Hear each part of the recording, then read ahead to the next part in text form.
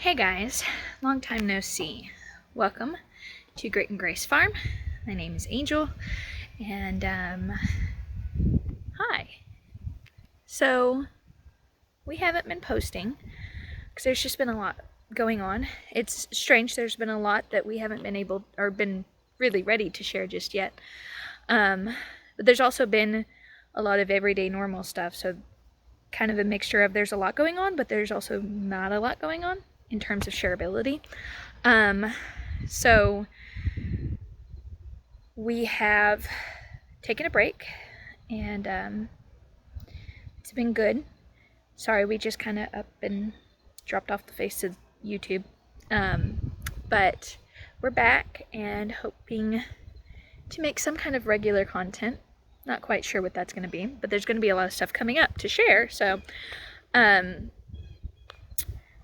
we've been gearing up and getting ready for garden beds. Those are our raised bed planks that we're going to be putting in hopefully in the next week or two, and I'll be sharing that with you. Matt just went and felled a tree over here right there in the field. I'll be showing a part of that here in just a minute. So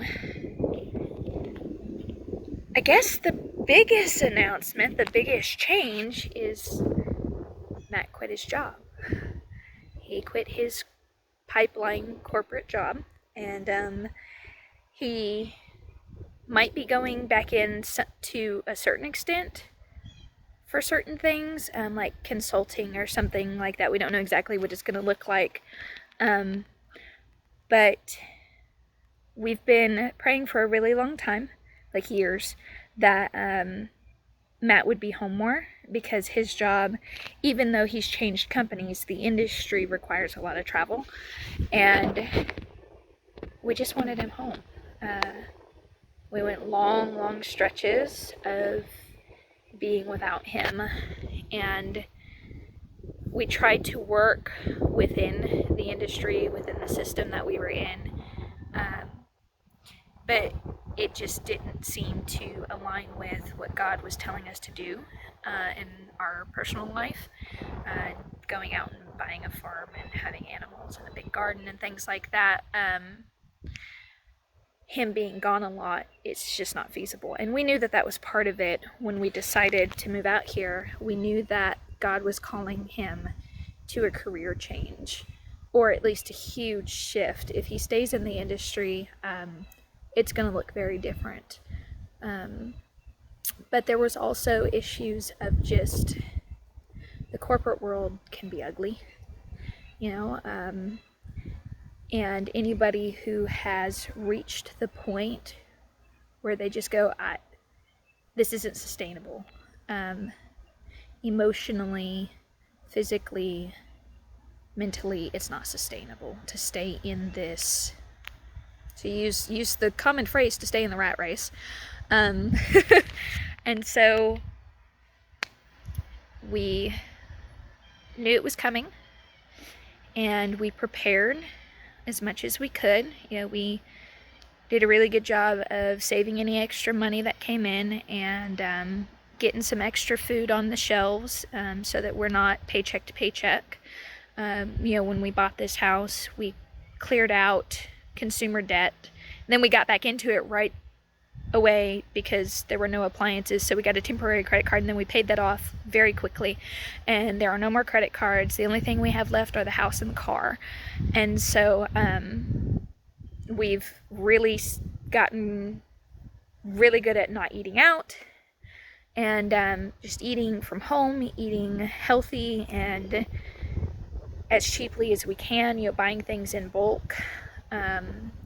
That's another thing that I hadn't really I've shared on Instagram, but I haven't shared on here because I haven't been here since we really started it. But we started doing Azure standard pickups, and buying wheat berries, and we're getting back into our sourdough, and really just trying to be simple in all of those different areas, and be resourceful and careful, wise, a good steward of the resources that we have.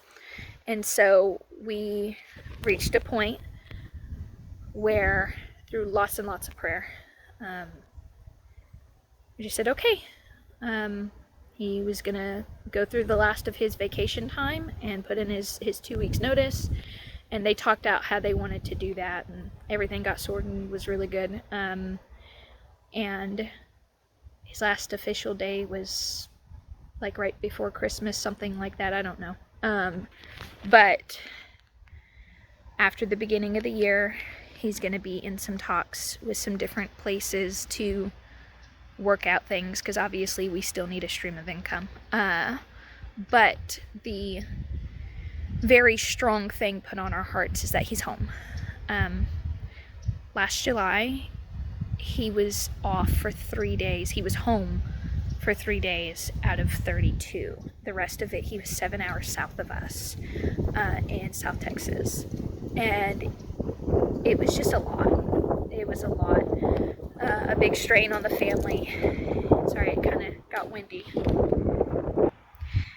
And it just really pushed us to buckle down. It was the push that we needed, because we'd been trying for years to get our spending habits under control and to save and to just be wise, and just poor self-control, lack of follow-through was a big struggle. And going that month with hardly seeing him just brought it home. And it was the push that we needed from the Lord to buckle down. And now, here we are. So we're looking at a lot of different options, different ways of supporting our family through our little farm. It's amazing. We have community at our church, that our new church since we moved up here, we've got a couple of them we've got one primary who makes a living off of his farm, and several others who homestead and raise their food and can and preserve their food and do chickens and stuff like that. And then we've got neighbors who have goats and chickens and pigs and cows and all of the things that we have, all this abundance of resources to connect with, who so push, the end of that is, the point I'm getting at is, lots of prayer went into it, and it was right. It was time. And ever since we made that decision, it was amazing, because right after we made the decision for him to put in his 2 weeks notice at a certain time, a couple different doors opened that we had been praying for, and it was just amazing. It's God's timing that once you take that first step of obedience, which you commit to walk in his way, he opens those doors for you. And I'm excited. Matt's very excited. We're all very excited to see what the Lord does with this. If you would join us in prayer, that we would see where he's guiding us, and that we would follow through even when it's hard, because we know that he has something beautiful in store for those who walk with him, in him. And anyways, I'm rambling. So here's Matt cutting down a tree.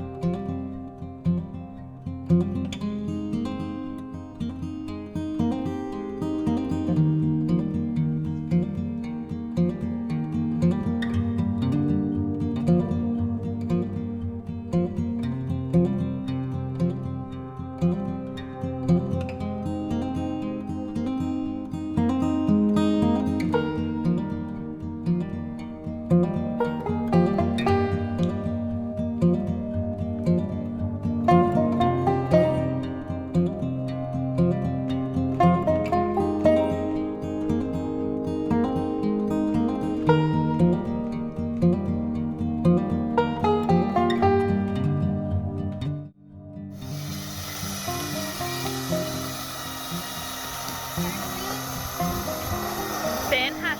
There it goes. Whoa. Woo. Dude, that broke to pieces. It did. So that one was really dead. Okay. Oh, wow. And if it was really? Oh, wow. Yeah, that wasn't how we were planning on that to go, was it? Cool. That shows all the safety and everything that was involved. Yeah. It rotated. Rotated quite a bit. It wasn't even long enough to reach. Yeah. Cool.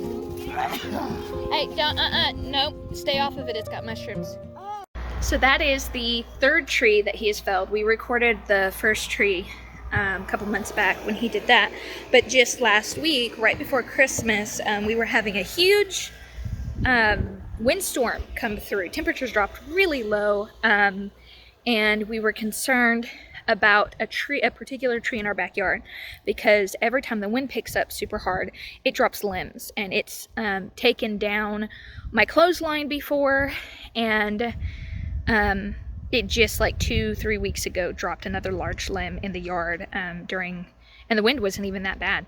So it was dead, and it was leaning in such a way that we were concerned it would hit the house if it fell. And we were getting like 30 to 40 mile per hour winds. At least that's what it was forecasted at. And so Matt went and felled this tree here in the backyard. And I've got a little video clip of that, just it coming down. It didn't come down quite as easily as that one in the side pasture, because this one was still largely alive. But I mean, like, it was alive because it's such a long tree. It was about, I think somewhere in there was where you could tell that it was kind of dead, but the heart of it was healthier than that one out there in the field. Since then, obviously, we've been working on breaking down the limbs and getting just firewood set up and ready to go. We've been using our fireplace, which is awesome. I love whenever I love the fireplace. It's awesome. In our last house, we had a fireplace, and it was a really nice fireplace, but it didn't really work. Something was wrong with the flue at the chimney at the very top. Something was wrong with it, and we never got around to fixing it because we didn't really need it. And we didn't have regular access to wood. But the house that we're in now is a 34-year-old mobile home, and the HVAC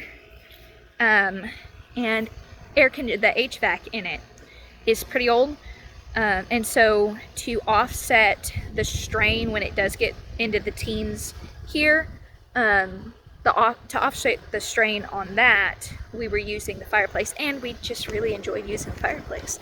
And we have a really decent supply of wood here, because there's several other trees on the property that need to come down. We've got one that's, if it gets hit with too much wind, we're concerned it might hit the neighbor's tree, like it might go over their property line, go over the fence, and so that's the next one on our list. But I wanted to show you guys the pigs. That's why I'm out here. They have gotten big since the last time you saw them. And they are still out here. We've been rotating them. So they started up here, and then we've been rotating them back. We had them way back on the other side. So we have a barbed wire fence back here. We had them on the other side of it, but then we realized that we had a whole bunch of acorns up here, and so that's what they love to eat. And so the forage on the back side of that fence was scant. And it was right when it was getting really, really cold. We had a bad cold snap come through, and so we moved them up here because that way they're not as reliant on the feed that we have. And that helps supplement, because when it's cold, they're going to naturally need to eat a little bit more to keep their internal temperatures up. So we moved them up here, and we've got one more, probably like right where I'm standing, roughly. We're going to move them up here, and then they're going to go back there, because that they'll be eating up all of the acorns in this area. So let me go show you. Hello, piggos. Hi. Hello, Mr. Pigpen. Hello, Mr. Pigpen. So I don't know if you can really tell the size on this guy, but he's big. Here's my hand for reference. Don't eat my hand, okay? Hi. You're so cute. Hi, buddy. Hi, buddy. Yeah, you're a good pig. And then Nutmeg He's way back there. He was just up foraging about 20 minutes ago while we were out here with the tree. So he went and took a nap. Oh, he's twitching. He must be dreaming. That's funny. So this is the piggy bank, and we winterized it. We put some more wood up to help keep them warm. It's not perfect. Next year we're probably going to redo this. But it works really great during the summer just as a shelter, but next winter we'll see what we do differently, because this is all removable. We'll just go through and remove the screws and nails and such that we use to secure all those, and then during the summer it'll be nice and open like it was. So there's that. They're so big. Them good pigs. Hi. Hi, Bubba. Hi, buddy. Got some big floppy ears. Got big ears.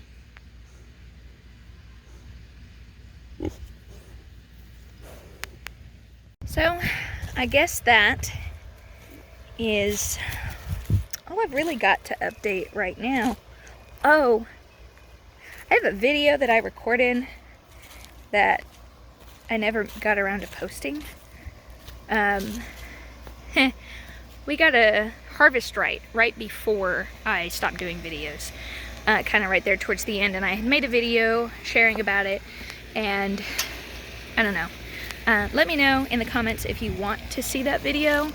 It's like 3 months old now, almost 4 months old now, but it's got some info in there about which one we got, and it's got some footage about us doing our very first batch in it. Since then, I've done fresh fruits, we've done oatmeal bars. The most recently, we did a whole gallon of pork bone broth, which condensed down into a quart, and it was so cool. It tastes like bacon bits. I thought that was fascinating. I was like, when I make potato soup, I'm going to sprinkle this bone broth powder on there because it tastes like bacon. That's amazing. Anyways, sorry, I was totally blown away by that. Anyways, our little garden is dead. When we got down to like 9 degrees. Something like that. We got down really low with like a real feel of like -3 or something. And it killed everything, but we expected that. We were just kind of tinkering with those little container gardens anyways. I got quite a bit of mint before it froze and freeze-dried that. So we had that for like teas and stuff. But the next step is building up those gardens, getting soil ordered, which I've already got that lined up. But we're very excited to show you that, because we're not just doing raised beds, but we also have some tarp, and we have a special way of, we have like, what is it, 6mm translucent or opaque plastic tarping with some PVC pipe that we're going to build like a miniature greenhouse over. That way we can go ahead, because it only gets down into the teens and 20s mostly here supposedly during January and February, and so I might be able to do some lettuces and kales and stuff. I might have to start them inside. I don't know. I want to experiment with it, and if nothing else, if nothing else grows, like radishes and stuff like that, if I can't get them to grow because it's too cold, then at least we're prepped and ready for spring. So we're very excited. I got a seed haul the other day, and yeah, we're just prepping and getting ready to start. We're excited for what the Lord has in store for us. There's been a lot of just faith in it, a faith in Him, that He has called us to this, and He's going to walk with us through it, and that we just need to keep our eyes on Him. So, thanks for joining us here at Grit and Grace Farm. See you next time.